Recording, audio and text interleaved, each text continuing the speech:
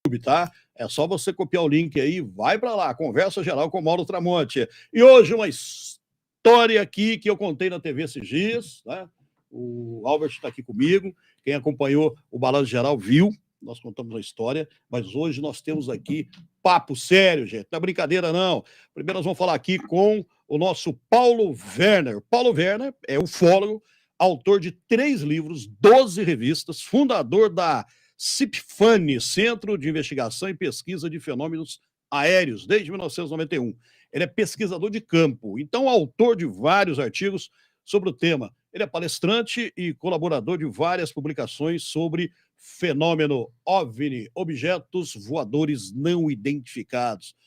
Paulo, bem-vindo aqui ao nosso podcast. Eu agradeço a sua visita. Sei que estava com um programa lá no 98, correu para vir aqui, para poder estar conosco aqui. Eu que agradeço. Obrigado. Eu agradeço o convite da sua equipe, né? É um prazer te conhecer também. Obrigado. Pessoalmente. Igualmente. Uma referência no jornalismo. Obrigado. O Albert, a gente já conhece muitos anos, né, Albert? Bastante tempo. Nós já fizemos matéria junto, há muitos anos muita atrás. Matéria. Né? Inclusive, tem uma aí que deu o que falar. Nós vamos trabalhar nela depois. Vamos sim. Ô, Paulo, como é que você vê a ufologia? A primeira coisa que as pessoas perguntam, e eu sei que eu tenho que te perguntar porque tem muita gente que vai curtir o programa nosso, que é o nosso podcast, e ele vai querer saber, existe extraterrestre? Olha, uma prova científica, não. Mas dentro daquilo que nós estudamos, a mais, assim, eu vou falar nós, o conjunto do estudo da ufologia. O acúmulo de evidências realmente mostra um caminho de que o fenômeno é real, que as pessoas passam por experiências, né, que incluem naves, seres desconhecidos, ou seja, isso é fato. Para nós, pesquisadores, isso é um fato. Obviamente, a ciência tradicional, ela nega o fenômeno, porque, primeiro, que ela não se interessa em pesquisar. E cabe a nós, ufólogos, mesmo com poucos recursos, né, ir atrás desses casos, né, em área rural. E também no mundo todo ocorre isso. Então, acho que é isso. A resposta seria sim. Nós acreditamos que eles existem. O Eduardo, o Albert Eduardo, já teve uma experiência, né? Você já teve uma experiência, Paulo? Não, nunca vi nada. Nunca vi nada. Mas agora eu te falo, como eu sou um pesquisador, eu assim, me atenho aos fatos. Mais de 30 anos pesquisando, juntamente com o Albert, né? Que a gente já rodou Minas Gerais, inclusive voltamos da Bahia agora, eu e o Albert, percorrendo 4.000 quilômetros. O que tinha na Bahia? Para fazer uma reportagem sobre a Chapada Diamantina, que é uma região que acontece muitas coisas, que nada mais é do que um prolongamento ali da Cordilheira do Espinhaço, que começa praticamente aqui no centro de Belo Horizonte e vai até a Bahia, em Mucugê. É uma região que no passado ocorriam milhares de casos, e todos os casos bem parecidos. Eram o mesmo modo operandi, né, dos OVNIs que aconteciam aqui na Serra do Cipó, ocorriam também lá nesse prolongamento da Cordilheira do Espinhaço. Você já teve, né, Albert, alguma experiência assim, né? Bom, o que me levou a pesquisar foram 2 avistamentos que eu tive, inclusive um, você mostrou ontem, né, ou anteontem, foi a prova cabal para mim, porque aconteceu na década de 70, onde nós não tínhamos celular, não tínhamos internet, não tínhamos nada de recursos, né? Telefone era, olha lá, telefone de ficha, aquele telefone, né? Eu lembro disso. Pois é, então, de repente, eu me dei conta, na área rural, entre Guanhães e Douras de Guanhães, com um objeto profusamente iluminado, como foi divulgado no seu trabalho, e aquilo ali me deixou realmente assustado, porque... Era um objeto grande, não? Olha, pelo cálculo que eu fiz de distância de onde eu estava, não tinha menos de 20 metros de diâmetro. Uhum. Era uma coisa muito grande. E o mais interessante é o seguinte, a velocidade com que ele partiu, aquilo ali não tem a menor condição de um país deste planeta fazer uma nave daquele tipo. Qualquer pessoa que detivesse aquela tecnologia na década de 70 dominaria o mundo, com certeza. E a partir dali eu comecei a pesquisar, porque eu percebi que aquilo não era uma tecnologia além-mar, aquilo era uma tecnologia de outro mundo. E quem estava pilotando aquilo pode representar um grande perigo para a humanidade. Você acha? Acredito porque você vê que uma entidade muito evoluída tecnologicamente não anda paro a paro com uma entidade não evoluída. Vamos usar de exemplo aqui nós e os índios. Nós estamos para eles, assim como o índio está para nós. Desde a época do descobrimento, olha o que acontece com eles. Então, nós, os chamados civilizados, né? De civilizados tem muito pouco, então nós temos que nos ater a esse tipo de coisa. Será que isso aí pode custar muito caro para a humanidade presente e futura? Pode ser. E você, ô Paulo, por que você se interessou, então, a mexer com ufologia? Desde muito novo, eu sempre gostei muito de ciência, né? Principalmente astronomia. E foi por influência de amigos, né? Na época, a revista Planeta, eu comecei lendo a revista Planeta, aí eu via lá artigos citando o Albert, né? Não chamam você de velho, não. Chamando de velho, não. Planeta, eu lembro Não, mas da revista Planeta. Eu os assinava trabalhos do Uwe, do Antônio Faleiro, pessoas que eu comecei a ler lendo o trabalho, falei assim, poxa, alguma coisa, isso não pode ser simplesmente uma alucinação coletiva, tem que ter algo mais atrás disso. E aí, lógico, era muito novo, mas aí em 91 eu criei um grupo, mais para troca de informações com outros grupos de São Paulo, Rio, aí eu recebia recortes e fui acumulando. Aí em 94 eu decidi ir a campo, comecei a fazer as pesquisas de campo, aí sim que eu comecei a mudar a minha cabeça em relação ao fenômeno. Você pode contar alguma coisa assim, interessante que você encontrou nesse trabalho de campo seu? Sim, eu trouxe até algumas coisas aqui, mas é lógico que no decorrer do programa a gente fala.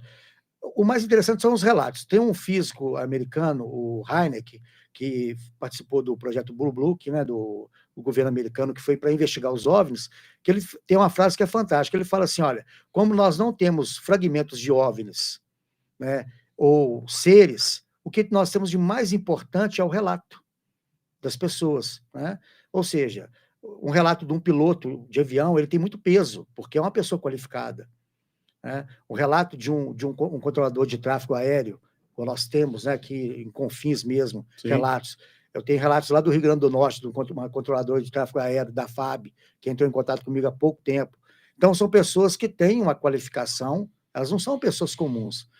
E ela não vai confundir um balão com um objeto. E também, através das pessoas do campo simples, igual eu e o Albert entrevistamos várias, pessoas que não sabem ler e escrever, e que descrevem situações que são muito parecidas com o que ocorre em São Paulo, no interior de Goiás, no Maranhão, ou seja, elas estão passando por um fenômeno que aquilo não é natural. Ele tem uma inteligência, e isso me fez seguir mais adiante, e o grupo foi só crescendo. E em 2018, eu decidi criar uma revista congregando praticamente os melhores pesquisadores. Eu até trouxe aqui para você de presente. Obrigado. Aqui, a revista OVNI Pesquisa. Essa é a última edição. Essa é a última. Essa é a última, né? Pode mostrar aqui também? Pode aqui? É isso. E eu vou mostrar ali também. Nós estamos no Instagram aqui e no YouTube também, mas para vocês verem. Essa daqui também, né? Eu trouxe para você alguns números. Podemos uma invasão alien? Então, assim, aí a revista hoje conta com um seleto grupo de consultores de várias partes do mundo, os melhores pesquisadores de ufologia. É uma revista de primeira qualidade, séria, científica, e vem aí coroar o trabalho que a gente já vem fazendo há mais de, somando com o Albert, né? Mais de 40 anos aí na estrada da pesquisa ufológica. Eu li esse livro, Era dos Deuses Astronautas. Eu fiquei impressionado com esse livro aqui. Eu fiquei impressionado. Aliás, eu li 3 vezes esse livro, para ver se eu tinha certeza que eu estava... O que você quer? Tá. Então é o seguinte, você que está no Instagram, corre lá agora no YouTube, tá? Vai lá no YouTube, Conversa Geral com o Mauro Tramonte, nós estamos lá, tá bom? Vai lá.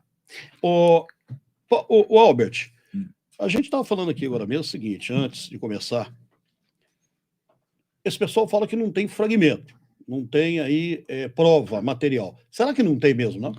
Olha, será que não existe alguma coisa guardada, escondida nesse mundo nosso, nesse planeta aqui na Terra, claro que ninguém quer mostrar? Claro que tem. Inclusive, os militares da Operação Prato, o qual eu e o Paulo vamos lá agora em Colares, eles têm horas de filmes documentados, entendendo? Então, eu acredito que as provas existem, só que estão na mão de pessoas que vivem negando os fatos. Só para você ter ideia, Mauro, eu tenho assim, uma birra com 4 tipos de pragas, que seriam os tóxicos da ufologia, né? Que seria, no caso, em primeiro lugar, o militarismo, que prejudica demais. Depois vem o principal deles, o misticismo, que é aquela coisa de você ficar acendendo vela para extraterrestre, vai até extremos, sabe? Depois vem... Vela para quê? Para o extraterrestre. Que Por é incrível isso? que pareça, Criando existe religião, o ocultismo, né? O ocultismo. Existem pessoas que são místicas ao extremo, que andam... Você está assistindo, acendendo vela para para extraterrestre? extraterrestre. É que tratam os alienígenas como se fossem deuses, né? entidades, tipo anjos, né? Entendi. Salvadores, né? Aham. Pois é, e existe a outra parte que se chama o amadorismo. Principalmente o Paulo é que é bom para falar nisso, porque o que ocorre é o seguinte: esses pesquisadores que hoje vivem nos teclados de computador, Os youtubers da eles não fazem pesquisa nenhuma, eles só ficam trabalhando em casos que já foram pesquisados, e casos que, inclusive, nós estamos pesquisando e tirando conclusões, entendeu? Então, essa revista, inclusive, foi uma dos focos que eu pus no Paulo, porque eu fui nos pioneiros disso aqui, que eu ficava tão revoltado. Essa aí? Não, todas elas. Todas elas. Tá. Eu ficava tão revoltado com o misticismo, com a chacota que eles faziam com o estudo, sabe? Porque eu achava que não valeria a pena eu ficar. Um dia o Paulo saiu revoltado de uma outra revista que ele participava sobre ufologia, e sentado ali na rua São Paulo, tomando a cerveja, nós dois conversando, ele falou comigo assim: eu tenho vontade de fazer uma revista uma hora para desmistificar esse troço e quebrar o Paulo. Eu falei: Paulo, te ajudo. Faz. Então eu botei o maior fogo nele. Ó. Ele fez a primeira e hoje nós estamos no número 15. Ó, que maravilha. Esse camarada aqui é o bicho. Esse aí, bom, esse aí eu vou te contar uma coisa. Isso não é pouca coisa, não. A equipe é boa. Paulo, sobre esses fenômenos de luzes que estão acontecendo recentemente no sul do Brasil, isso não é normal. Parece que aumentou de 2, 3 anos para cá de uma maneira mais frequente, né? Porque a gente não nem via falar sobre isso, né? E aí? Houve alguns desses relatos, veio, né, alguns relatórios dizendo que houve um engano, né, que eram faróis que eles confundiram com objetos OVNIs, né? OVNIs seriam objetos voadores. Ali, no caso, eles viram luzes que não classificaram como voadores, né? Mas, sim, aí tem uma pequena porcentagem que não foi explicada. O sul do Brasil é uma região muito rica. Aconteceram ali milhares de casos no passado, né? E continua ocorrendo. Na realidade, essa observação de luzes, ela já vem acontecendo há bastante tempo. Nós que estamos na área, eu recebo muita coisa. Acaba que a mídia acaba publicando uma coisa ou outra ali, mas realmente acontece muita coisa. E não é de agora, não. Não é de agora, não. Esses balões que apareceram nos Estados Unidos e Canadá, falaram que poderia ser OVNI. Tem alguma ligação? O que acontece? O NORAD, que é o órgão lá dos dois países, né, o Canadá e os Estados Unidos, ele é responsável por monitorar toda aquela região, né? E os radares do NORAD, eles não são calibrados para poder rastrear esse tipo de material. Por quê? Porque é o seguinte, o radar ele tem uma calibração para evitar justamente ficar ali dando falso alarme toda hora. Por exemplo, né, às vezes um bando de pássaros, né, voando, tal, o satélite pega aquilo. O satélite não, os radares, eles captam aquilo, né, se for um volume maior. Então, o que eles fazem? Eles calibram, nós vamos colocar aqui uma calibragem para acima de tantos quilômetros por hora, acima de não sei o quê, eles fazem uma calibragem para quê? Para filtrar esse tipo de coisa. E esses balões, eles estavam passando batido justamente por isso, porque não tinha uma calibração agora, eles fizeram essa calibração, por isso é que está começando a surgir mais relatos desses balões, que na realidade são balões, sim. O fato, o Sérgio Santana, que é o nosso consultor na área de aviação militar, ele explicou por que eles usaram um míssil, que a imprensa... Aí que entra, né? Porque, assim, tem o jornalismo sério e tem o jornalismo que não é sério. Assim, poxa, mas por que eles usaram um míssil que custa milhões de dólares para derrubar um balão? Poderia ser um míssil mais barato. Ele explicou, falou assim, não, porque o míssil mais barato, ele seguia por determinadas coisas. Esse míssil mais caro, ele é mais assertivo.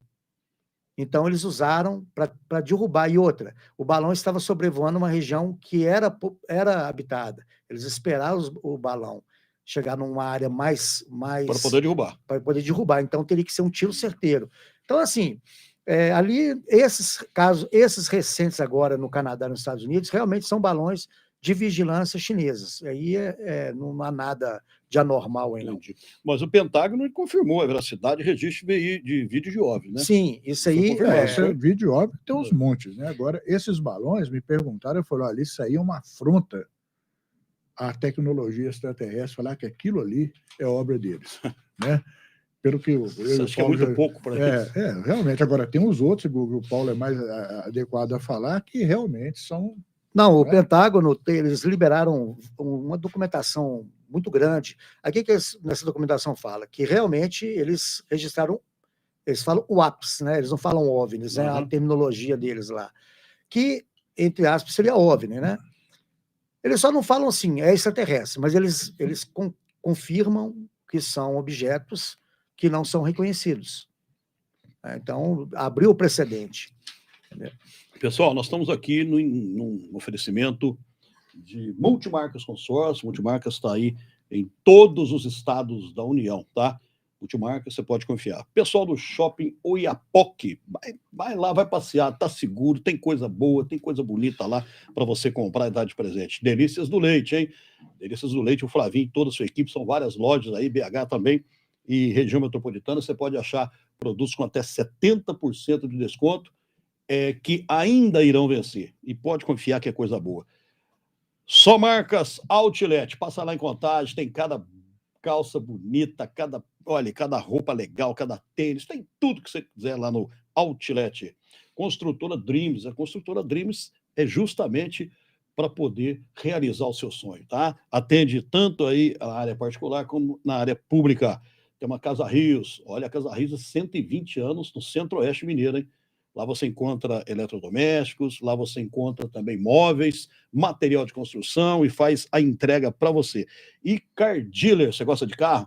Entra no Instagram da Car Dealer, é só você olhar aqui, ó, vai passar daqui a pouquinho o Car Dealer para você saber como é que escreve o Car Dealer aí, tá? É facinho, vai passar ali daqui a pouquinho, você entra lá, você vai ver, que você que gosta de veículo, curte carro, então dá uma entradinha na Car Dealer, que fica aqui na Barão Homem de Melo. Vou fazer uma pergunta para você. A gente assiste aquele MIB Homens de Preto. Isso existe mesmo? Na realidade, esse mito dos Homens de Preto, né, começou na década de 50.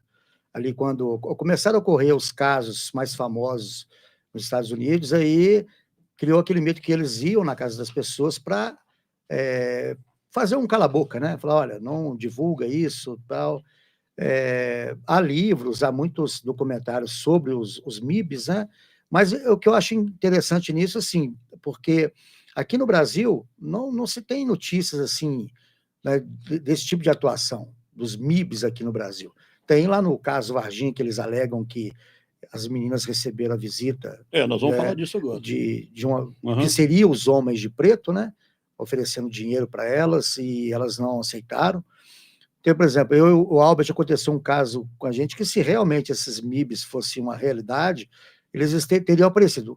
3 dias após o caso Varginha, eu e o Albert estavam lá em Januária, pesquisando a queda de um objeto voador não identificado, que saiu várias reportagens depois, né, nos jornais aqui de Belo Horizonte. O primeiro foi a Folha do São Francisco, né? Folha do São Francisco, o jornal da cidade.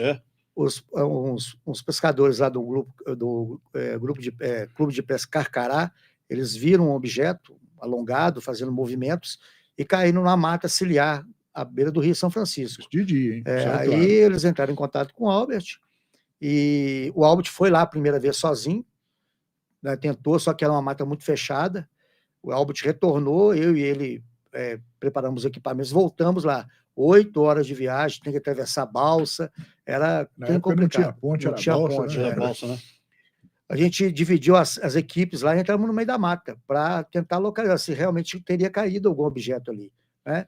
E nessa busca, a gente encontrou essa placa, que eu vou te mostrar aqui, uma placa que foi encontrada por um dos... Caramba, vocês encontraram essa placa? Que ano foi isso? Foi em 96. Agora, o interessante dessa placa Ela estava no meio da mata, no meio do nada. Você sabe quando que o Rio São Francisco começa a época de baixa da água, que surgem aquelas ilhas no meio do rio? Sim. Pois é, foi lá que aconteceu. Nós atravessamos o rio, o presidente do Clube Carcará lá, que era o José Domingues, cedeu para a gente o barco e tudo. Ela deu todo o apoio para a gente. Deu todo o apoio. Nós fomos lá, de repente nós estamos andando lá no meio daquela coisa, e eu achei muito suspeito aquele lugar lá, tá com as galhas quebradas, como se alguma coisa tivesse caído.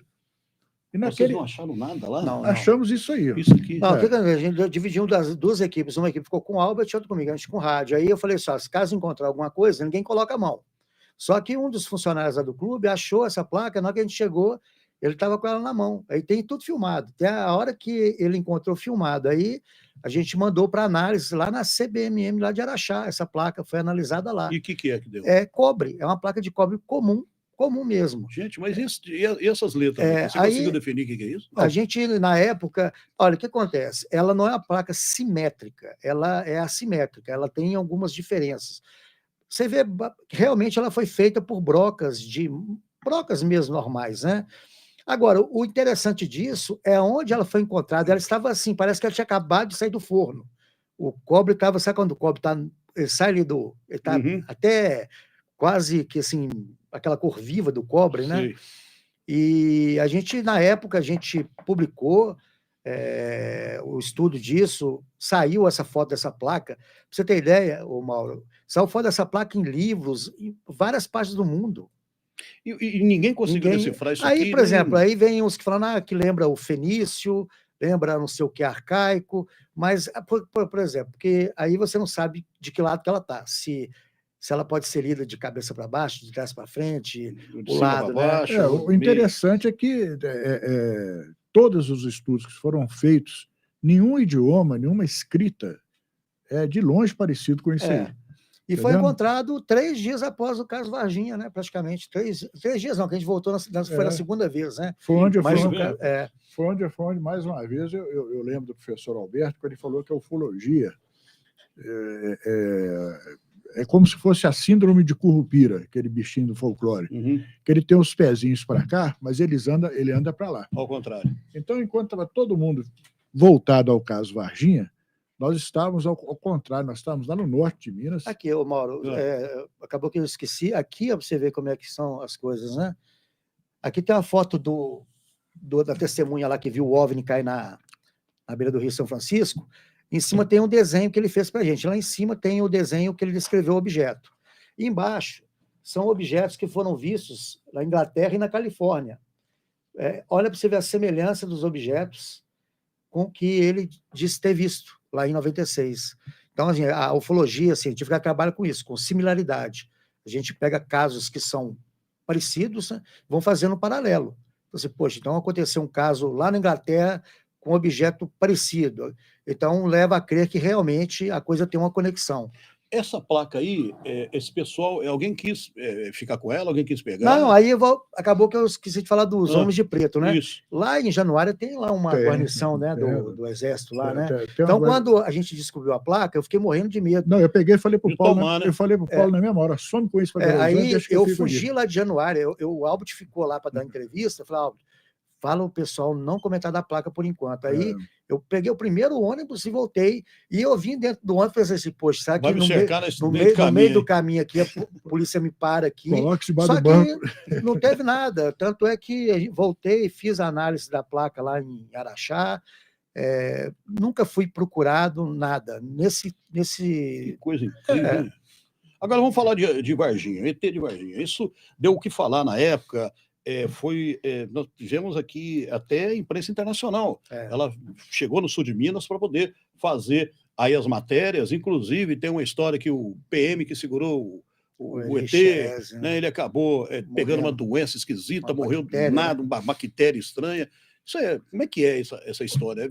Eu vou deixar o Paulo. Na verdade é o seguinte, na revista, o nosso coeditor, o Edson Boaventura, que é um dos pesquisadores do caso Varginha, existem outros, né, lógico, mas ele, na revista, ele é o especialista. Ele faz várias lives sobre o caso Varginha, ele já foi em Varginha várias vezes, ele está sempre em contato com as testemunhas do caso Varginha, a Liliana, a Valquíria e a outra, esqueci o nome dela. São 3, né? Elas eram meninas ainda, né? Meninas, né? Mas o que acontece? Eu não sou especialista no caso Varginha.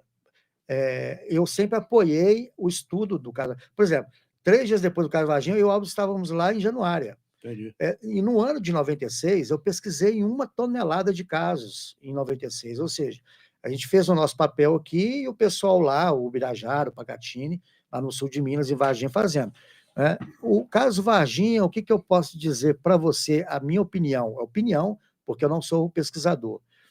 Eu acredito em partes o caso Varginha. Eu acredito que as meninas realmente viram uma criatura, né?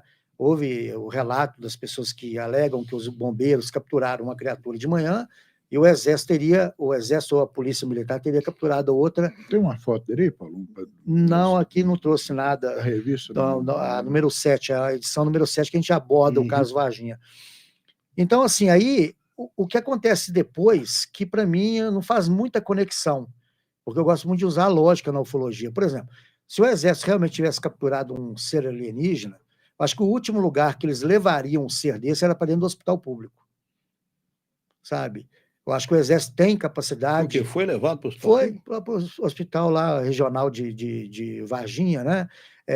Dizendo que os militares chegaram e bloquearam tudo e tudo mais. Depois levaram a criatura para a Unicamp, para ser autopsiada pelo Badam Palhares, que à época era muito visado, por causa do caso Percefarias, né? Percefaria. Então, tipo assim, será que eles iam chamar justamente o Badam Palhares, que estava em todas as capas de revista, para fazer uma autópsia de um ser alienígena, que era uma coisa secreta? Então, eu acho que isso aí não faz muito sentido, porque o Exército tem capacidade de gerir isso. Olha, os hospitais militares são os mais habilitados. Mas não estou dizendo que o caso não aconteceu. Agora, por que eles colocam um ET ou um extraterrestre que tem que ser verde, cabeça grande, olhos grandes? Tem que ser desse jeito. Você lembra por que não pode ser comum, que nem nós mesmos Você lembra aquilo que eu falei com você? Atualmente, eu já de muito tempo, o Paulo que me falou isso uma vez e me chamou aquele tchan, né? Que eu falei assim, olha, por que o extraterrestre tem que ser cinza, parecendo uma lagartixa, de olhudo, baixinho? Não. Existem muitos parecidos com a gente que já podem estar andando no meio de nós. E eu já pesquiso isso há muito tempo. Inclusive, tem um número da revista, qualquer, Paulo, que tem a reportagem dos invasores, aquela série que tinha... Antigamente, muitos anos atrás, os invasores, né? Aquilo é um projeto do governo americano, sabe, encomendado pelo governo americano, a Queen Martin Production, através da rede televisão ABC, para falar sobre infiltração de seres. Você lembra como é que o assunto era tratado com seriedade? Isso é na época de 67. 67, né? 68, por aí. Então, quer dizer, uma das coisas que me deixa assim, com o pé atrás, no caso Varginha, é que você pegando a tipologia, você olhando aquele ser, você tem uma imagem dele na cabeça, não tem? Você falar que um ser daquele, sabe, que não tem nem roupa, ele não usa nenhuma roupa, não tem, como é que um ser daquele poderia construir uma tecnologia complexa para formar uma nave para sair do planeta deles e vir até aqui? Pois é, mas não era simples assim, né? Pois sem roupa, sem nada. Eu não estou querendo dizer que o caso Varginha não tem alguma coisa. Tem. Sabe, aquilo não sai do nada. Agora precisamos estudar muito para saber o que é. Isso, para mim, é como aquele novelo de lã, que o gato mete muito a unha e que arrebenta muito, então fica as pontas Tem relatos soltas, de né? alguns militares que os pesquisadores que estão a par do caso Varginha, eles dizem que tem alguns relatos que eles não podem mostrar ainda por sigilo militar. Falou que só daqui a alguns anos eles vão poder, né, liberar essas informações. Então deve ter alguma coisa, né? Sim, tem, mas aí são relatos. Eu confio muito no trabalho do Edson, porque o Edson é um pesquisador muito sério, entendeu?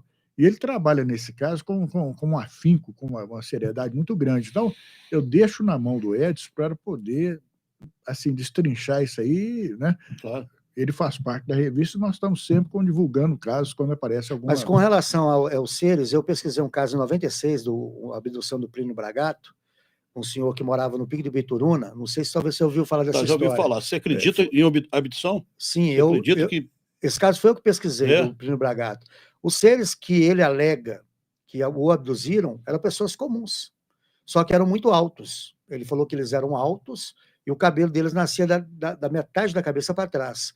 Mas a fisionomia era... Ele falou assim, olha, Se eu encontrasse com eles na rua, eu só ia achar estranho, porque falou que o nariz dele era um pouco maior e a boca deles era muito grande, mas passaria como uma pessoa, a gente vê tanta gente diferente, né? Ele ia ser tratado como esse cara é feio para burro, mas Mas também, passa. E outros casos que nós pesquisamos que também relatam seres que foram vistos fora das naves, que remetem a morfologia praticamente idêntica à nossa. Tem pergunta aqui. Chegando aqui, ó. O Carlos Quen. Será que os ETs acreditam em nós como vida inteligente? Nós somos inteligentes, sim. A partir do momento que você bate uma pedra na outra para produzir fogo, é um sinal de inteligência, né? Essa definição de inteligência ela é muito simples de ser respondida. Essa coisa da verificação da raça humana tem que parar com esse complexo de vira-lata, porque nós estamos no ponto que estamos hoje, e eles estão muito avançados, mas eles passaram exatamente por isso. E nós já colocamos sondas, claro. Nós temos sondas lá agora em Marte, na Lua, ou seja, nós transpomos, né, o nosso planeta, nós não somos mais pré-históricos, então nós temos tecnologia sim, e uma tecnologia muito avançada. Essa coisa aí de querer nos diminuir não procede. O Félix Fabiano está perguntando por que ninguém mostra um vídeo real? Fica só no mistério. Não, tem? Vídeos tem milhares. Agora, eu vou dar um conselho para ele, como vou dar um conselho para você como repórter e para todos que estão nos vendo agora. Gente, o negócio é o seguinte, você pode dar de cara com um disco voador agora, a caminho do seu sítio, da sua fazenda, descer do carro, o disco voador está lá parado, você bater a foto e trazer aquela foto como... Você vai mostrar essa foto para todo mundo. Ninguém vai acreditar. Vai falar assim, olha, isso aqui é muito certinho, muito bonitinho, mas Hollywood faz melhor. Então você vai passar raiva. É por isso que você sabe por quê, Paulo? Só terminando. O que ocorre é o seguinte... O povo não acredita. Hoje, com a tecnologia que existe hoje, você vai no computador, você faz uma computação gráfica tão bonita, tão perfeita, que... A gente vê os filmes aí, né? Em Hollywood, não, mas aí por que a gente dá preferência, por exemplo, eu, Albert, muito aos casos antigos? Porque os casos... Quando você entrevista a pessoa da área rural, igual a gente teve agora em São Vicente, perto de Baldim, nós entrevistamos uma senhora, eu não vou lembrar o nome dela de cabeça, né, que eu sou ruim para isso. Ela fez um relato lá de uma senhora que estava lá, apareceu uma luz, um objeto, ela correu com os filhos para debaixo da cama e a cama tremia. A cama, ela suspendia no ar, parecia até cenas de filme de exorcista, né? E falou que tremia tudo dentro da casa. E é uma pessoa muito humilde, uma pessoa simples da roça, né? Então, esse tipo de relato, ele é mais puro, ele é menos contaminado com as coisas que acontecem hoje em dia, né? Filmagens tem aí centenas, filmagens boas. Né?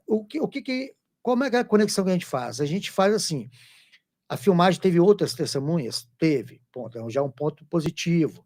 Aí a gente vai fazendo essa eliminação de pontos, né? Até chegar e falar assim, não, realmente essa foto é uma foto legítima, um vídeo legítimo, que tem mais credibilidade. Tem fotos que têm mais credibilidade que as outras. É assim que funciona. E só arrematando, Mauro, você é do interior de Minas, você é um camarada que conhece as pessoas do meio rural, tem hora que você pergunta assim, como que um camarada desse pode inventar uma história tão complexa, sabe? E tão parecida com outros acontecimentos em outros locais. O Plínio Bragato, quando eu entrevistei ele a primeira vez, ele falou assim, ele era um senhor muito simples, ele não sabia ler direito, eu fui mostrar minha credencial para ele, ele ficou olhando assim, falou assim, meu filho, eu leio muito pouco, né? Ele falou que dentro da nave, na hora que ele estava voltando, ele falou que os seres mostraram para ele uma televisão, só que ele falou que as imagens flutuavam no ar, ou seja, uma espécie de holografia, né? Então, assim, ele descreveu uma holografia, mas sem saber. Ele falou... Isso em que ano? Isso em 96.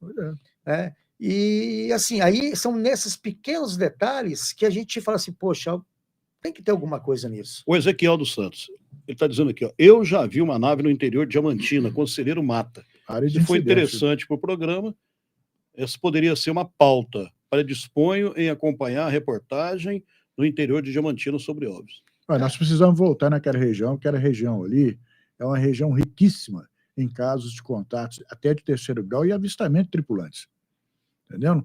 Eu queria até pedir licença aqui, Mauro, para fazer um adendo, pedir às pessoas que nos contactam constantemente que se tiver alguma história, se tiver algum detalhe, alguma coisa que possa passar de relevância para a gente, como marca no solo, queimaduras, pessoas que foram abduzidas, aparecimento de seres, porque luzes no céu, isso é muito comum. Nós deslocarmos de Belo Horizonte para, vamos supor, para Diamantina, para ouvir relatos de luzes, isso aí é um desperdício de dinheiro e de tempo. Entendi. Porque isso aí acontece a toda hora. Agora, as pessoas que tiverem relatos mais contundentes, que viu alguma coisa, que viu alguma coisa, sabe? Até que possa misturar com o folclore. Tem muita gente que fala assim, eu vi o caboclo d'água. Na verdade, nem era caboclo d'água. Aquilo ali era uma entidade estranha que estava naquela região, que poderia até ser de procedência extraterrestre. Então, que relate para a gente, que mande os relatos, que aí nós vamos atrás. A Michele Vieira seria muito egoísmo nosso imaginar que somos os únicos na imensidão desse universo. Somos apenas um grão de areia. Está só colocando, fazendo essa colocação. Uma praia infinita, né? O TI, Maurício da Pizza, estou assistindo, disse que é um assunto que tem muito interesse. Esse aí é meu pai. Quem é esse pai? Você é pai do Maurício? Pai do não? Não? Não. Não entendi ela que ele mandou. Ele mandou essa mensagem. O pai dele. Aproximadamente 50 anos, eu vi uma luz misteriosa que foi vista em BH, Contagem, Sete Lagoas, Curveiro e Diamantina, quase ao mesmo tempo. Foi noticiada após o programa A Voz do Brasil, na época, no rádio. Tá vendo? Isso. Tem um negócio aqui que está assim, caso de Colares, Pará. Nós vamos lá em maio agora. Colares, só para fazer um resumo, né? O que aconteceu? Começou no Maranhão vários casos de contatos agressivos, né? Vários casos de contatos agressivos que foram intensificando, chegaram até Vigia, que é uma ilha próxima a Colares. Aí o prefeito de Vigia, vendo aqueles constantes ataques, aquelas luzes, né? Eles pediram a Força Aérea para ir até lá, para investigar, porque eram objetos voadores, né? Eram luzes que surgiam à noite e que sugavam o sangue das pessoas. Eu me recordo que os militares falavam que nós estávamos sendo invadidos por comunistas pela Calha Norte. Esse era o papo que girava na época, né? Então, aí o prefeito de Vigia mandou um ofício para a Força Aérea Brasileira solicitando para que investigasse aquilo, né? Para saber o que eram aqueles fenômenos. E em 77, no final do ano de 77, a FAB instaurou a Operação Prato, que durou 4 meses, em Colares, com a base em Colares. E fizeram um relatório de mais de 2.000 páginas, com mais de 500 fotos, 16 horas de filme. Muita coisa da Operação Prato já foi liberada, né? Só que as filmagens não. Algumas fotos sim, mas as filmagens não. Muito bem, o Tio Maurício é da pizzaria lá. Fala para ele mandar pizza para nós aqui terça-feira que vem, falou? Que a gente faz um merchan para ele aqui numa boa, viu? Bom, famosa aqui, Projeto Livro Azul. O que é isso, Projeto Livro Azul? Livro Azul é um projeto que foi criado através dos tempos, que não começou só com o Projeto Livro Azul. Primeiro veio o projeto, se não me engano, o Projeto Cine, depois veio o Projeto Grund, depois veio... o americano tem muito esse negócio. Até chegar num projeto que a pasta era azul, eles falaram, então um projeto Blue Book. Isso é que foi... Foi a tentativa do governo americano de explicar para a sociedade o que eram os OVNIs. Aí o que eles fizeram? Eles chamaram um astrofísico, Heineken, que tinha muito prestígio, que não acreditava nos OVNIs. Não acreditava de jeito nenhum. Não acreditava. Né? Ele foi chamado justamente para isso. Porque aí seria uma resposta do governo americano para a sociedade. Falou assim, está aqui, nós fizemos um relatório, está aqui. Só que no intercurso dessa pesquisa, o Heineken viu que realmente muita coisa não tinha explicação. E ele passou a acreditar na existência do fenômeno. E acabou que o Blue Book fechou com vários casos lá sem uma conclusão definitiva. Né? Basicamente seria isso. O que as pessoas ficam um pouco preocupadas é com esse negócio de abdução, sabe? A gente vê que a gente entra de vez em quando na internet, as pessoas se falando que fica com medo disso. Qual que seria o motivo de uma possível abdução? E pegar uma pessoa, puxar lá para dentro de uma nave, para quê? Se desde 1900 não sei quanto vê isso, eles não contentam pegar uma, tem que pegar um monte diferente da outra. Então aí entra o acompanhamento detalhe, né, da raça humana, né? E entra aquela coisa, né, que as pessoas sempre me perguntam isso, poxa, mas em 1940 já pegava um cara, tirava sangue, cortava a unha, mecha de cabelo, para fazer experiência. Até hoje eles fazem isso, eles não são muito evoluídos, né? Porque presumir que não, né? Porque... Ou há um acompanhamento, né? Assim, a teoria de que eles acompanham a raça humana. Talvez essas abduções sejam para estar ali fazendo um constante trabalho E em cima por que disso. então que muita gente pergunta, né? Por que então que já não se mostra de uma vez? Não chega e se mostra de uma vez. O que poderia acontecer? Daria um impacto? Isso aí abalaria a área religiosa? O que poderia ser? Isso aí existem teorias e mais É, teorias. É uma coisa Eu que você fica acredito muito perguntando. que, principalmente a parte religiosa, acho que é a que mais pega seria nisso, né? Apesar que hoje a cabeça das pessoas mudou muito, né? uhum. Houve uma abertura muito grande em relação à aceitação de vida fora da Terra. Até o próprio Vaticano O Vaticano tem um grupo de pesquisa. Tem, né? A Pontifícia Universidade Católica do Vaticano tem uma ramificação lá que estuda ufologia. E não é da agora, não tem mais de 20 anos. Porque é o seguinte, se Deus fez aqui a humanidade, pode ter feito outras criaturas aí, né? Você viu os milhares de mundos que tem aí. O cálculo daqueles astrofísicos lá, franceses e alemães, eles disseram o seguinte, que você quer um cálculo aproximado do que é o universo, você soma todos os grãos de areia que existem em todas as praias, em todo o deserto da Terra, todos os grãos de areia. Não chega a 1/1000 de 1/100 de 1/1000 de planetas e sóis que existem no universo. Então é um negócio, então você chamar Deus de burro, né? Você vai querer criar um universo infinito e colocar a vida só aqui na Terra. Você lembra que eu falei, né? É a mesma coisa que você olhar para um oceano e falar que só tem um peixe. Então, eu acredito que possa ter assim outro. Essa é a minha opinião, né? Cada um tem a sua esse opinião. negócio de abdução, eu já pesquisei alguns casos de abdução. O Albert também já pesquisou lá em Tabuleiro, né? Que fica a 13 quilômetros de Conceição Mato Dentro. O caso do Ocilo, né? Ocilo, que é um caso bem interessante. Ele estava chegando da casa dele, da roça, por volta de 6 horas, e ele viu uma nave muito, muito brilhante pousar na frente dele. E ele escutou umas vozes que ele fala que pareciam vozes de estrangeiro, né? Era um senhor muito humilde, né? O Albert, quando entrevistou ele, de pé no chão, já de idade, né? 71 anos. 71 anos. Aí ele Mas fala lúcido, que ele não lembra de mais nada. Ele só foi reaparecer em cima de uma pedra, longe da casa dele, por volta de meia-noite. Isso era 6 horas.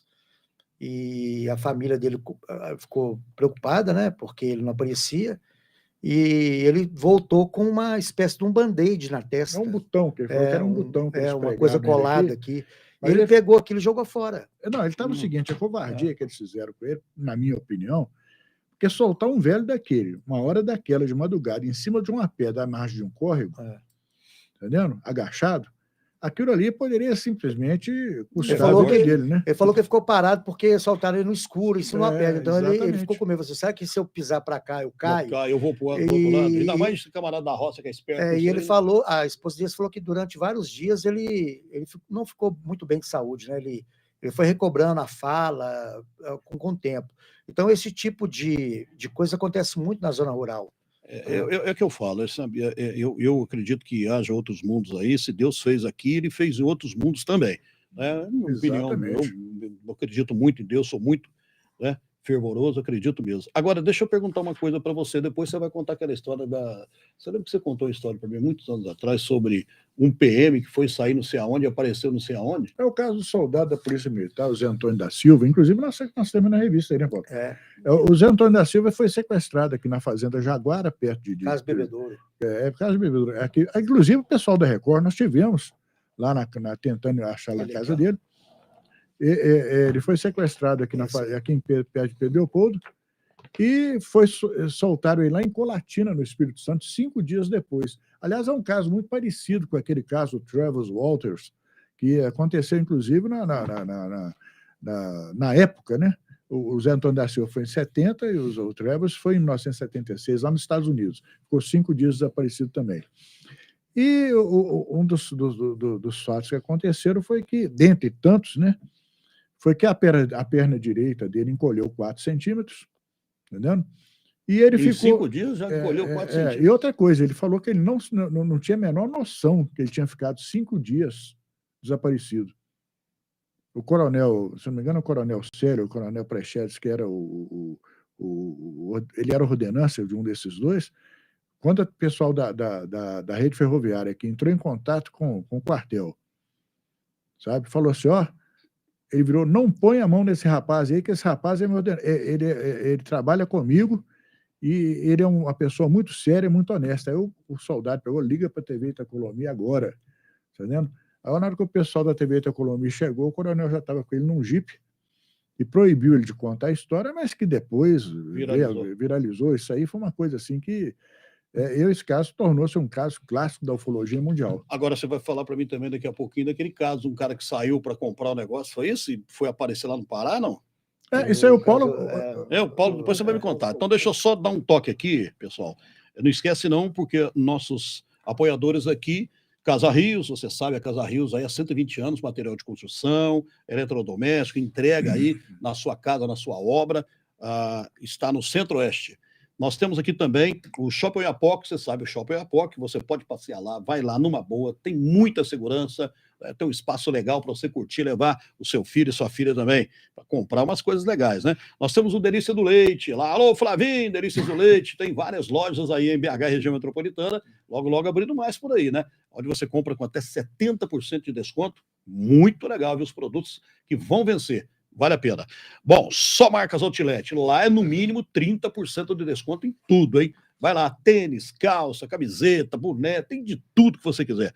Também nós estamos com a construtora Dreams, tá? Ela realiza o seu sonho. A construtora Dreams, ela atende tanto o poder público como o particular, tá bom? Você vai lá, estou precisando fazer uma reforma, entra na Dreams, entra lá, você tem lá a construtora Dreams, tem aí na internet, facinho.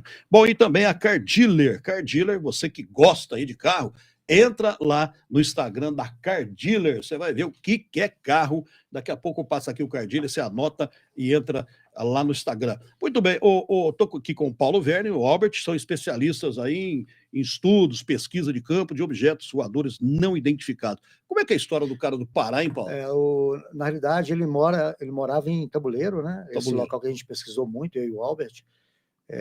Ele estava voltando à noite na estrada lá. E Tabuleiro onde é que fica? Tabuleiro fica 3 km de Conceição do Mato Dentro. Minas Gerais. O distrito é onde fica a terceira maior cachoeira, a Cachoeira de Tabuleiro, muito conhecida, né? Lá na década de 80 e 90, aconteciam casos lá praticamente constantes, quase todos os dias, né? E a gente pesquisava muito lá essa região. E o que aconteceu? Ele voltando para a casa dele à noite, naquelas estradas, né? Não existia luz elétrica lá na época, apareceu uma luz e ele simplesmente desapareceu. Dias depois, ele foi ser encontrado lá em Rondônia. Nossa, em Rondônia. Aí a família, aí é lógico, né? Eles entraram em contato com muito custo e ele retornou. Quando ele voltou, a tia dele, que é a Zenita Costa, né, conta que ele já voltou meio abobado. Ele já voltou, já meio ruim da cabeça, e só falava que estava vindo à noite na estrada e veio uma luz. Não lembro de mais nada. Aí, com o tempo, ele foi só piorando. Chegou que ele começou a ficar praticamente só na rua. Você chegava lá, ele estava deitado na rua, bebendo cachaça, né? E ele era uma pessoa que trabalhava na roça, pessoa de saúde boa. E, assim, interessante, porque como é que ele foi desaparecer lá de Tabuleiro? Foi aparecer em Rondônia. Foi em Rondônia, né? Em Rondônia. Então você vê que aí entra mais 2 fatores, que são chamados agressão física e depois vem a agressão psicológica. Entendeu? Uma pessoa dessa, ela fica, quando passa por uma experiência dessa, ela fica traumatizada pro resto da vida. E vai saber o que fizeram com a pessoa também, sim, né? E outra coisa... A maioria não lembra. E antes disso, na década de 60, no início da década de 60, o Uvio Brant Aleixo pesquisou um caso de um casal que foi passar lua de mel na Argentina e acordou no México. Antes de chegar na área de fronteira, eles narraram que eles estavam numa estrada muito bem sinalizada, que é a estrada fronteiriça, né? Eles acordaram numa estrada deserta, porém asfaltada, né? Mas no meio do deserto, e pararam num posto de gasolina e perguntaram o que estava acontecendo, onde é que eles estavam, tudo. E foi então constatado que eles estavam no México, né? Na América Central.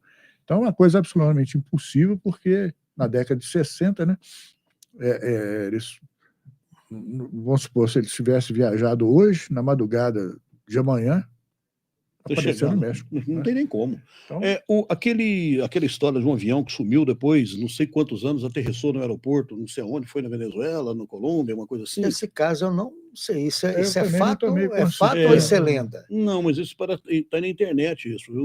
Eu desconheço esse fato. Pesquisa aí depois para você ver. Agora aqui, em relação aí, a gente está vendo aqui, ó, essa revista, né? Eram os deuses astronautas, aqui, a sabedoria, deuses astronautas. Eu li o livro do Eric von Däniken, né? E ele mostra muito isso, sobre construções antigas e tecnologias antigas. Não é possível que aquele povo fazia aquelas coisas tão perfeitas, um negócio assim que hoje você não consegue fazer, não tem uma tecnologia. Você pegar aquelas pedras, encaixar aquelas pedras sem passar um fio de cabelo e passa aqui aquelas pedras certas. Na base da machadinha, na base do porrete. Me explica aí, Paulo. O Paulo é que é muito credenciado para falar então isso. Você vai falar. Não, na verdade é o seguinte, a gente tem que entender o contexto da época. Primeiro, o povo naquela época, eles viviam só para isso. Não é igual a gente que acorda de manhã, escova dente, pega um ônibus ou o carro, vai para o trabalho, bate ponto, né? Era um pessoal que a vida deles era dedicada só àquilo. Eles acordavam de manhã, trabalhavam o dia inteiro, em vários turnos, né, de trabalhadores. Por exemplo, as pirâmides do Egito. São mais de 2 milhões de blocos de pedras, né? As pedras simétricas, elas estão só do lado de fora. As de dentro, elas são assimétricas. Todas embaralhadas. Todas embaralhadas, né? O que acontece? Você tem que pôr na cabeça o seguinte, se realmente tivesse ali uma civilização alienígena ajudando, fazendo cortes em pedras e tudo, poxa, eles não iam registrar isso, assim, poxa, nós estamos aqui com os deuses. Porque os egípcios eram os únicos que tinham escritos, né? Eles registravam tudo. Por exemplo, os egípcios, eles faziam contabilidade da plantação, de níveis de enchente do ano, até o pavio que eles compravam para aqueles candelabros, eles anotavam, eles tinham uma contabilidade. Eles eram muito, muito detalhistas nisso. Organizados. E tinham lá todos os detalhes da construção. Eles descobriram centenas de cemitérios em volta, com milhares de trabalhadores, com amputações, com deformações nos ossos da coluna, significando o quê? Que foram pessoas que fizeram um trabalho pesado. Se realmente fosse um trabalho que foi feito ali com a ajuda de uma tecnologia de transportar pedras, por que tantos trabalhadores? Por que tantos desenhos lá mostrando os escravos puxando com trenós, né, aquelas pedras gigantescas? Ali foi um trabalho de décadas, com esforço sobre-humano, de milhares de pessoas, milhares, ali não foi 1.000, 2.000, foram milhares de pessoas, né? E eles tinham um objetivo comum, eles estavam trabalhando para o faraó, que para eles era o Deus vivo. Era uma honra para eles estarem fazendo aquilo. Mas, inclusive, teve um fato estranho, que traduziram de algumas pirâmides.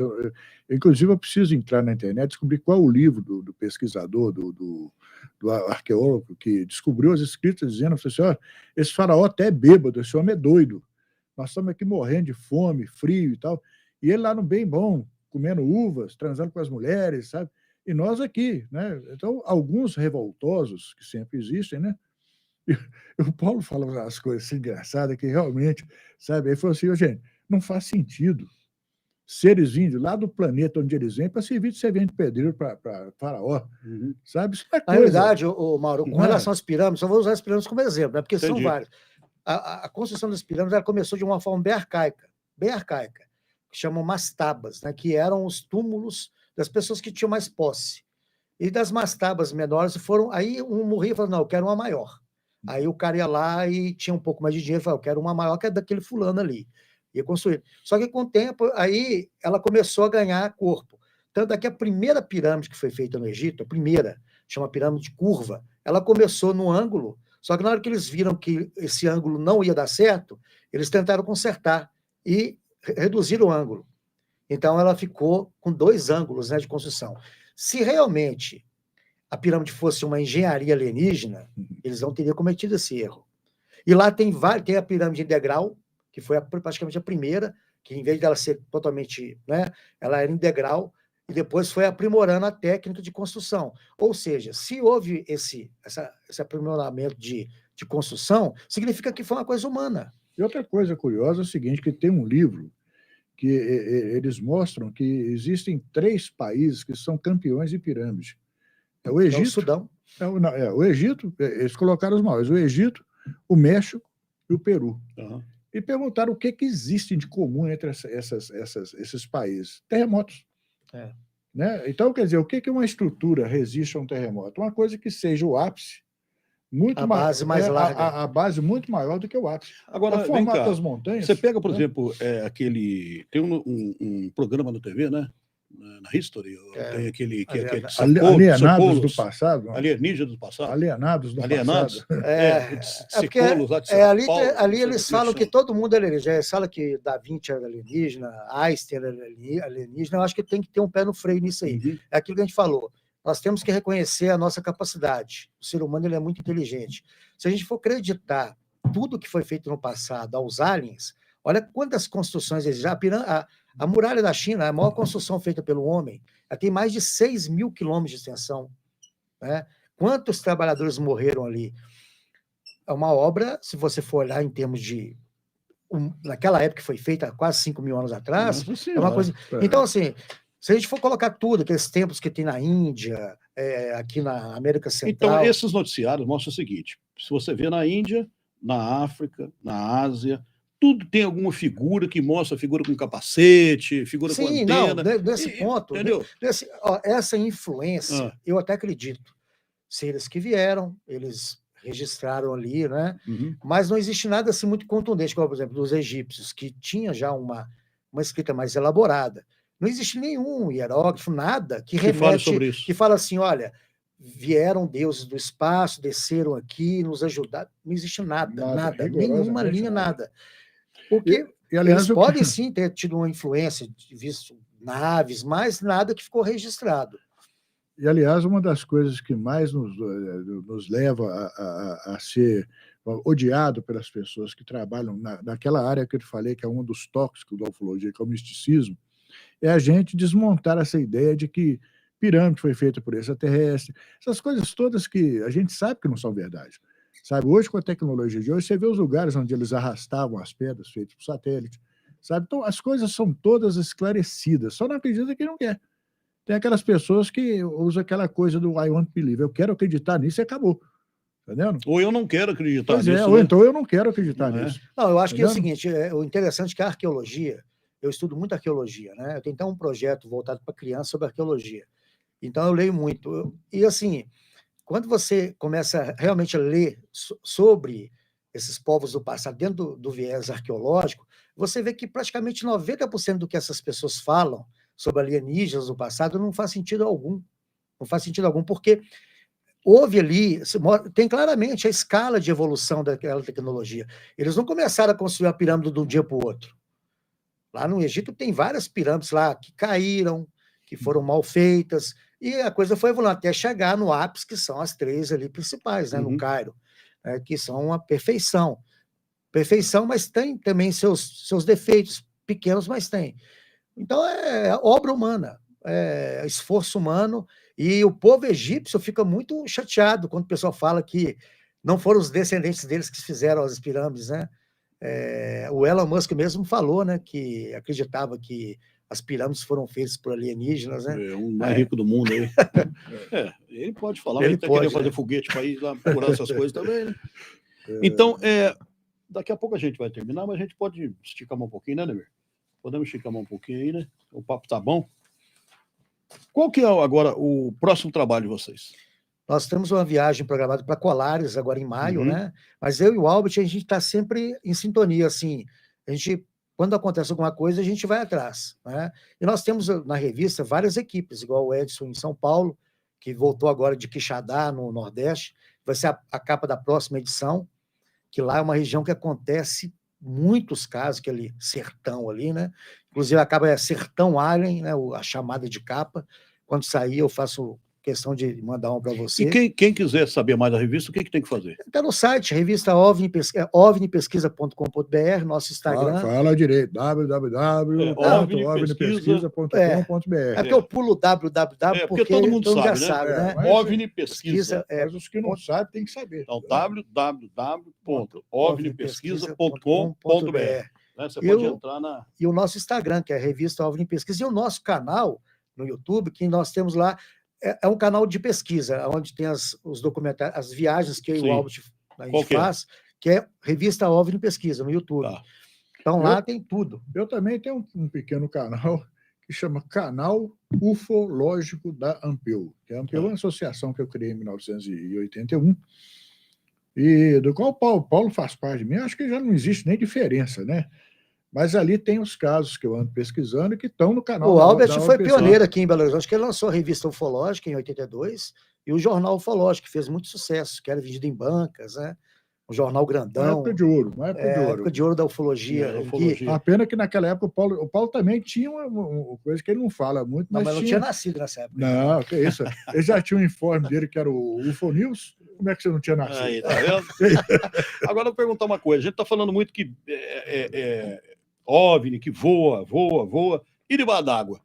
Sim, tem. Pode acontecer negócio debaixo d'água. Todo mundo fala que negócio entra debaixo da água, vê coisa entrando no mar, saindo do mar. Muitos pescadores que viram, né? Viram isso, né? Uma luz muito forte, né? Submersa. Fala OSNIs, né? Na classificação ufológica, objetos submarinos não identificados, que são relatados por o Amir Klink mesmo, né, numa das viagens, na edição, nessa edição nova aí mesmo que eu te dei, tem um relato do Amir Klink, quando ele estava com o Beagle lá no canal Beagle, ali na Patagônia, ele viu uma luz no céu lá, né?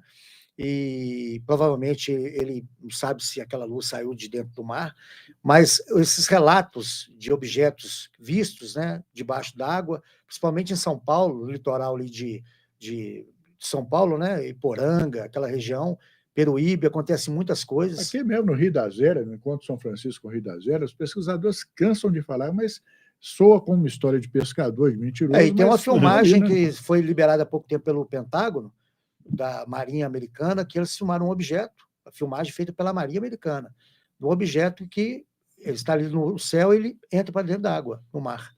E desaparece. E desaparece. Então, assim, uma filmagem oficial. Se a pessoa tiver curiosidade, que estiver escutando a gente, vai lá no YouTube, que vai achar essa filmagem. Aquela área profunda ali das Fossas Marianas, né? Aquilo ali tem histórias que é a parte mais profunda que existe, né? Então, porque se a gente for pensar, se a gente for pensar em termos assim, por exemplo, só vamos aqui sofismar aqui, né? Tipo assim, estamos aqui, nós temos que fazer algumas bases nesse planeta, né? Quais seriam os melhores locais?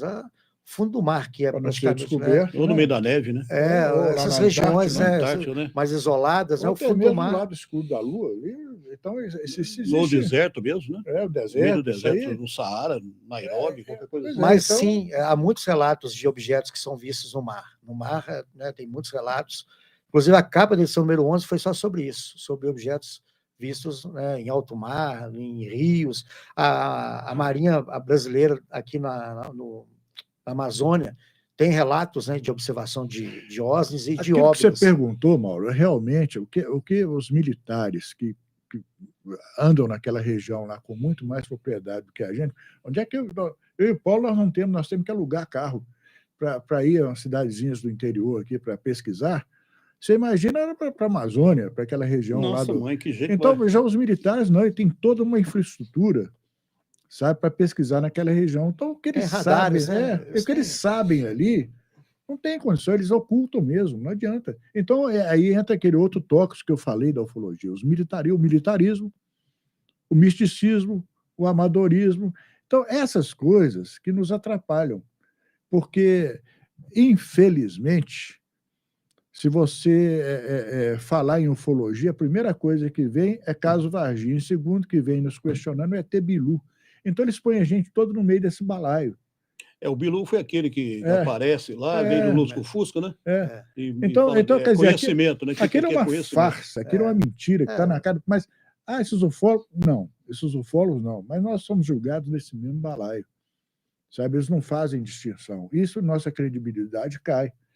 Então, nós lutamos, nós estamos nadando contra essa corrente ainda até hoje, onde aparecem casos que realmente são absolutamente absurdos, não tem condição. Mas só para fechar aqui, Mauro, uma informação que eu ia até falar aqui, de basicamente 90% dos casos que nós pesquisamos aqui em Minas Gerais, 90%, né, de 100, 90% são agressivos. São casos que mostram uma agressividade muito grande, tanto uma agressividade direta ou indireta. Contra a pessoa. Por exemplo, a agressividade indireta seria, a pessoa está ali andando na estrada, vem uma luz muito forte, ela se assusta, né? Vai sair correndo, ela se corta, machuca, cai no barranco, ou seja, uma agressão indireta. E a agressão direta seria abdução, casos de pessoas que são atacadas por essas naves, que sofrem queimaduras, pessoas que passam a ter medo de sair à noite. Deixa bem claro uma coisa, a palavra abdução É simplesmente uma maquiagem para dizer que foi sequestrado ou raptado. Isso é um ato de agressão. Tem sabe? tanta gente que desaparece, a gente nunca sabe de nada, né? Não Pois tem é, uma pista, não tem nada. Fala, para onde que esse povo foi? Pô? Some do nada, parece que tem um portal que passa de um lado para o outro, desaparece. A gente... Esse Franinho, né, lá de Tabuleiro mesmo, se ele tivesse sido levado e não tivesse sido descoberto, seria mais um desaparecido. Nem saberia, né? Um soldado da Polícia Militar, foi um dos poucos que foram devolvidos, né? Pois é, gente, nós conversamos aqui com o Paulo Verne, com o Albert, aqui são especialistas em ufologia, não são curiosos, são pesquisadores de campo, tem aí revistas editadas, tem site, tem também aí um canal no YouTube, né? Você tem um programa também na 98. Toda terça-feira. Toda terça-feira, que hora? Às 3 horas da tarde. De outro mundo, das 3 horas da tarde. Então tá aí. Opinião, eu acredito nisso, eu acho que realmente existe seres de outro planeta, né? Deus teve muito trabalho, ele tem que fazer muitas civilizações por aí, e não estamos aqui sozinhos, não, você pode ter certeza disso. Paulo, queria deixar aberta para a sua palavra final. Eu só agradecer você a oportunidade. Eu que agradeço de coração. Porque acompanho seu trabalho há muito tempo, quando você entrevistou o Albert a primeira vez, né? E estamos aí à sua disposição sempre, quando a gente tiver alguma novidade, se você me permitir trazer você aqui, vai ser um prazer. Lógico, estamos sempre às ordens, óbvio. Mauro, eu não vou assim ficar, porque fica para que eu estou floreando demais. Só rapidinho, eu vou te interromper um segundinho. As pessoas que quiserem participar, nós temos associação. Exatamente. As pessoas que gostam do assunto, como é que eu faço para participar? Nós temos associados de várias partes do Brasil. A pessoa entra, ela recebe credencial, ela passa a participar dos nossos eventos, pesquisa de campo, se a pessoa quiser, ela recebe a revista, ela recebe material de apoio. É só entrar no www.ovnipesquisa.com.br. Lá tem todas as informações. Aí a pessoa fala assim, poxa, eu gosto desse assunto, claro, eu quero me associar. Eu quero me instruir mais, quero estar mais nós dentro damos disso. Todos o suporte, tudo. Legal. Mas, irmão, voltando, assim, eu conheço seu trabalho há muito tempo, eu não vou aqui falar que eu estou floreando, não, porque as pessoas que estão vendo e ouvindo esse programa agora sabem da seriedade com que você trata esse muito sério. Eu sou um dos poucos repórteres que eu conheci nesses 40 anos de ufologia que trata com seriedade a ufologia científica, entendendo? Porque o retorno que nós temos dado a você é o seguinte: o dia que nós tivermos uma coisa verdadeiramente concreta, você pode estar certo que ela vai estar aqui em cima da sua mesa. Ótimo, e vamos mostrar aqui. A gente mostra também na televisão, não tem problema não.